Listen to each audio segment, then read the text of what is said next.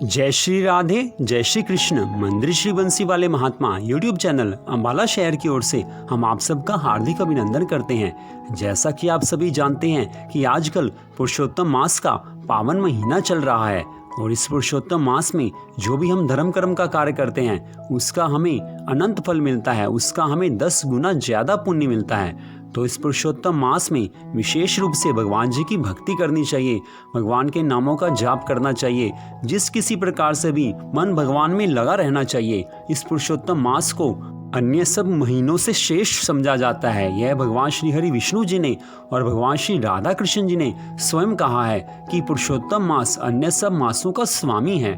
तो आज हम आपको पुरुषोत्तम मास के पावन महात्म्य के 21वें अध्याय की कथा सुनाने जा रहे हैं। आज तक आप 20 अध्यायों की कथा सुन चुके हैं।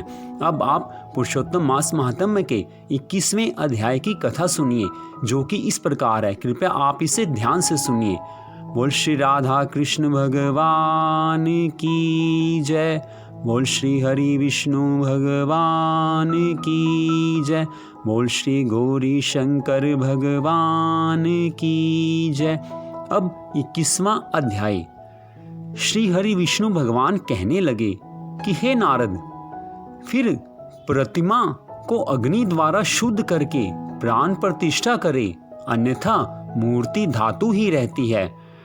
तद विष्णु ऐसे पुरुषोत्तम के बीज से जैसे ही वेदों के मंत्र को जानने वाला ब्राह्मण निरंतर हृदय पर अंगूठा रखकर इन मंत्रों से हृदय में प्राण प्रतिष्ठा करे, इस मूर्ति के लिए प्राण रहें या इस मूर्ति के लिए प्राण जाएं, इस प्रकार प्रतिमा यजुर्वेद के मंत्र पढ़ें। इस प्रकार प्राणों को प्रतिमा में रखकर श्री पुरुषोत्तम भगवान का ध्यान करें और इस प्रकार कहें कि हे देव देवेश, हे पुरुषोत्तम, मैं यह आसन भगवान श्री राधा कृष्ण जी को अर्पण करता हूँ। गंगा आदि सब तीर्थों से प्रार्थना करके मेरे द्वारा लाया हुआ यह जल सुख से स्पर्श करने योग्य है। भगवान पाद्य के लिए इसे ग्रहण करो। ऐसा कहकर पाद्य देवे श्री गंगा जी से जल लाकर सुंदर कलश में रखे हुए इस गंगा जल का आचमन करिए। ऐसा कहकर आचमन अर्पण करें, फिर पंचामृत से स्नान करावें, फिर आचमन दें। सब कामनाओं की सिद्धि के लिए मैं यह 2 पीताम्बर भेंट कर रहा हूँ। इस प्रकार वस्त्र देकर आचमन करावें। हे प्रभु, इस संसार सागर से आप मेरी रक्षा करें। ऐसा कहकर अंगोछा सहित यह यज्ञोपवीत ग्रहण करें। ऐसा कहकर यज्ञोपवीत अर्पण करें।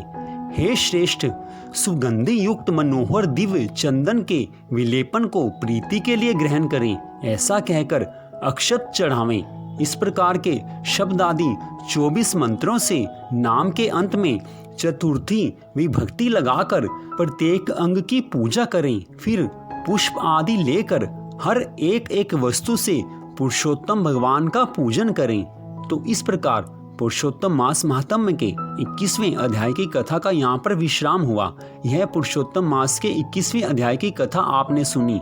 तो आपसे यह निवेदन है कि पुरुषोत्तम मास के इस पावन महीने में 13 अक्टूबर दिन मंगलवार को परमा नाम की एकादशी का व्रत आ रहा है। पुरुषोत्तम मास की एकादशी का व्रत रखने से हमारी सभी मनोकामनाएं पूरी होती हैं और इससे धन की कमी दूर होती है। विशेष रूप से परमा एकादशी का व्रत धन की कमी को दूर करता है। जो भी परमा एकादशी का व्रत रखते हैं उनके घर में कभी धन की कमी नहीं रहती।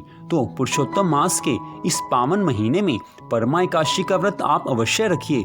उसकी कथा हमारे YouTube चैनल पर डाल दी गई है। तो परमा एकादशी इस बार अक्टूबर में 13 अक्टूबर दिन मंगलवार को है। तो 13 अक्टूबर दिन मंगलवार को आप परमा एकादशी का व्रत अवश्य रखिए। अगर आप व्रत नहीं भी रखना चाहते तो वह कथा आप अवश्य सुने और उसका पाठ भी कर सकते हैं। उसका भी बराबर ही फल माना गया है। जो कोई व्रत ना रखना चाहे वो उसका पाठ करे या उस कथा को सुने तो भी भगवान की कृपा उनको मिलती है।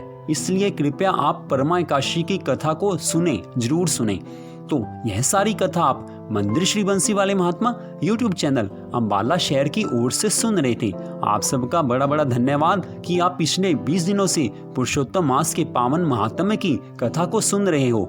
विशेष रूप से यह ध्यान देने योग्य है कि पुरुषोत्तम मास 3 वर्ष में एक बार आता है, तो हम इसमें जो भी धर्म कर्म का कार्य करते हैं वो अनंत गुना फल देता है। तो आप सबका हार्दिक धन्यवाद। भगवान श्री राधा कृष्ण जी की, भगवान श्री हरि विष्णु जी की कृपा सदा आप सब पर बनी रहे। इसी मंगल कामना के साथ जय श्री राधे, जय श्री कृष्ण।